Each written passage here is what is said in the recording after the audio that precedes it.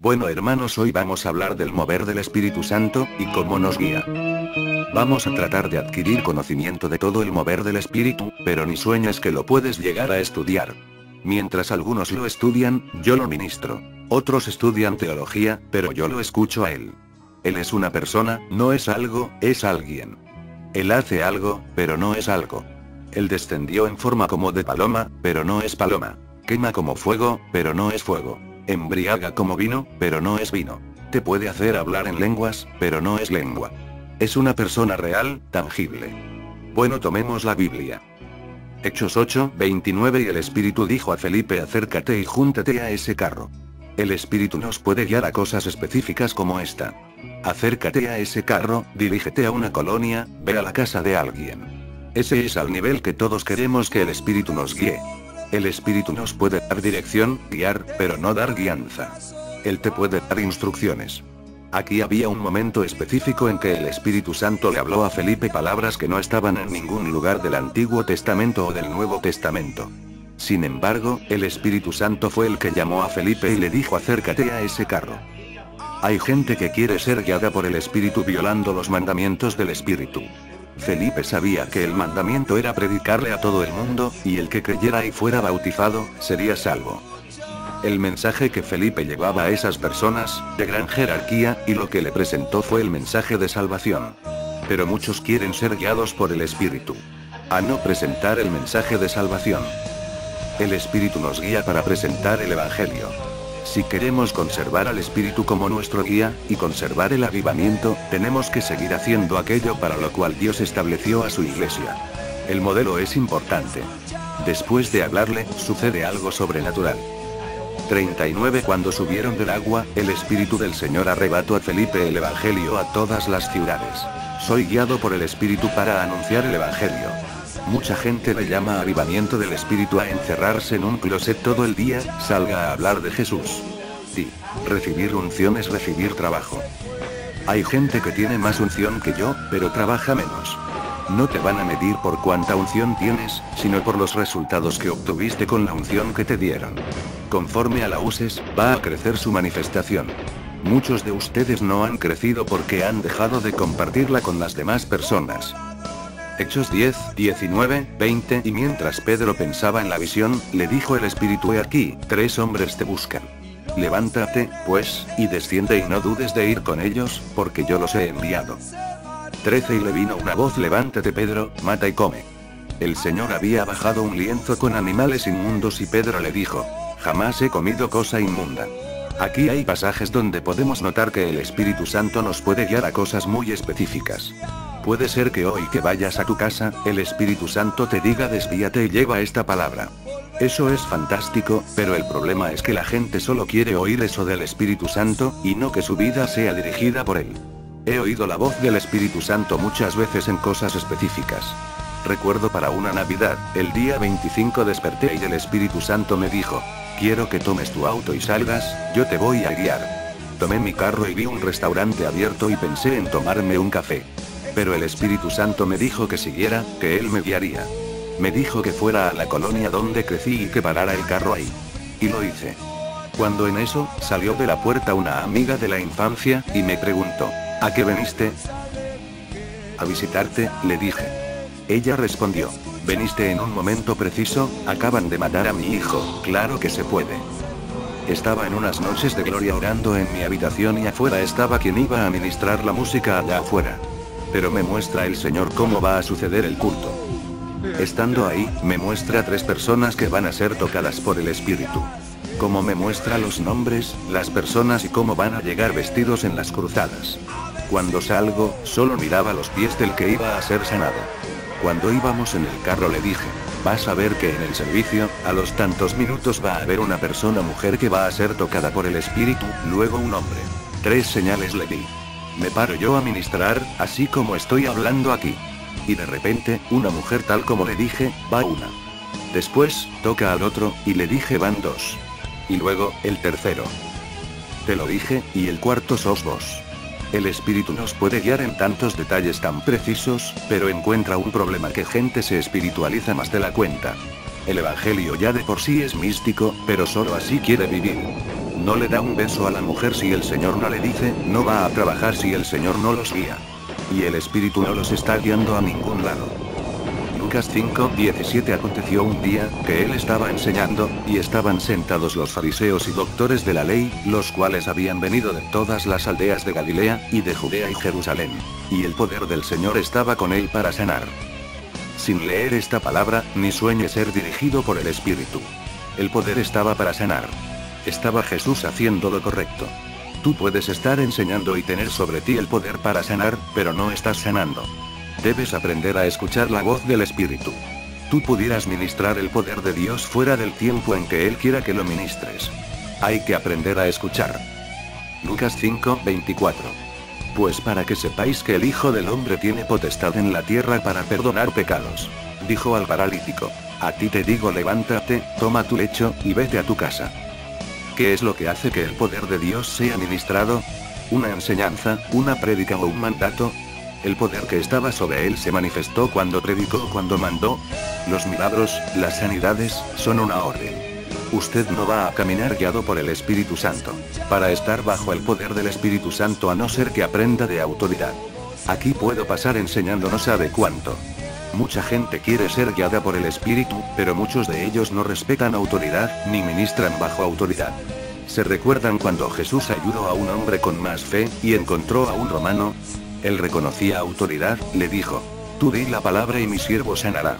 Entonces, hay dos palabras que tienes que aprender a administrar: la palabra, que es la prédica, y la enseñanza, que difunde o manifiesta el poder de Dios.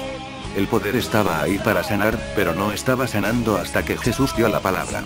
La enseñanza y la prédica la vas a aprender leyendo lo que Jesús dijo, pero la palabra de autoridad, debes formar el carácter en el cual está el poder de Dios. Ahí estaba siendo guiado, sabía que el poder estaba y llegado el momento, lo usó. Él pudo hacerlo diferente, sanarlo y luego enseñar. No tiene idea cómo batallé yo con eso. Porque mucha gente espiritualiza todo. Fue a través de eso, que el Señor me enseñó el orden para ministrar. En tu célula tiene que haber un orden.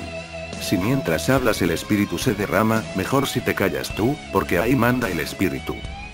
Pero mientras no lo haga, tienes que saber cómo llevar el orden de la ministración. Cuando el hijo de uno de ustedes estaba enfermo, yo oí la voz del Espíritu que me dijo: dale a mamar tu dedo pequeño. Y lo hice, y el poder de Dios derramándose, yo, de predicar. Morir a uno mismo no es encerrarse en un cuarto a llorar. Cuando el Espíritu te guía, muchas veces te va a guiar y no va a pasar lo que pensabas que iba a pasar, hasta asegurarse que tiene tu obediencia, pasen o no las cosas, y cuando estés verdaderamente muerto, las cosas van a empezar a pasar. Saben que les enseño a ministrar, a llevar bien su vida, pero el reino de los cielos es sobrenatural. Cuando el Señor me dijo que comprara el terreno, sin dinero. Solo apareció una silueta y se desapareció. Me dejó hablando solo, y compramos y empezamos a construir sin dinero. ¿Quién dijo que es dinero lo que necesitamos? Es fe, para que sea por el poder de Dios, por la confianza en sus promesas. Romanos 8:6. Porque el ocuparse de la carne es muerte, pero el ocuparse del Espíritu es vida y paz. Así que, hermanos, deudores somos, no a la carne, para que vivamos conforme a la carne. Porque si vivís conforme a la carne, moriréis. Mas si por el Espíritu hacéis morir las obras de la carne, viviréis. Porque todos los que son guiados por el Espíritu de Dios, estos son hijos de Dios. Guiado por el Espíritu. Yo voy a caminar conforme al Espíritu. ¿Qué es caminar conforme al Espíritu? He leído en no sé cuántas versiones este versículo y la que más me impresiona es la King James. Walk after the Spirit, estos son los guiados por el Espíritu de Dios. Voy a caminar después del Espíritu. Siempre vas a vivir entre la carne y el Espíritu, siempre estás entre dos. Y dice que los guiados del Espíritu Santo son los que caminan después del Espíritu, no de la carne. La carne te dice: no pidas perdón, y la carne misma se siente, y empiezas a sentir una humillación fea antes de ir a pedir perdón. Y la voz del Espíritu te dice: ve y hazlo, ahora estás entre lo que oyes. Si no empiezas con eso, mucho menos vas a pasar al grado superior de ser guiado por el Espíritu Santo. O empiezas a caminar detrás del Espíritu en todo lo que hagas, o Él no te va a poder guiar. Los que siguen la carne no son hijos de Dios. Dice la Biblia que las obras de la carne son manifiestas, que son adulterio, fornicación, inmundicia, lascivia, celos, iras, contiendas, disensiones, y les digo que los que practican tales cosas, no entran al reino de los cielos, mucho menos ser guiados por el Espíritu Santo. Esto empieza en la vida diaria, donde debes decidir seguir las obras de la carne o las del Espíritu. Dices, a este le voy a decir 3 bien puestas, ¿eso te lo dijo el Espíritu? Pero después, quieren hacer milagros. Por eso es que vemos mucha gente cargada hablando en lenguas, y los cultos es hablar en lenguas y de ahí no pasaron. Camine detrás del Espíritu Santo. Dios me dijo que me vaya a España a abrir una obra misionera, y le preguntan por su mujer y dice que se aguante. Ese es el relajo espiritual que tenemos y por lo cual no vemos un avivamiento en muchos lugares. Hoy te aseguro que viste al Espíritu y oíste a la carne. ¿A quién seguiste? Estás siendo guiado por el Espíritu. Seguir al Espíritu te va a meter en problemas, pero seguir a la carne, jamás vas a salir de ellos. Por seguir a cualquiera de los dos, vas a tener problemas.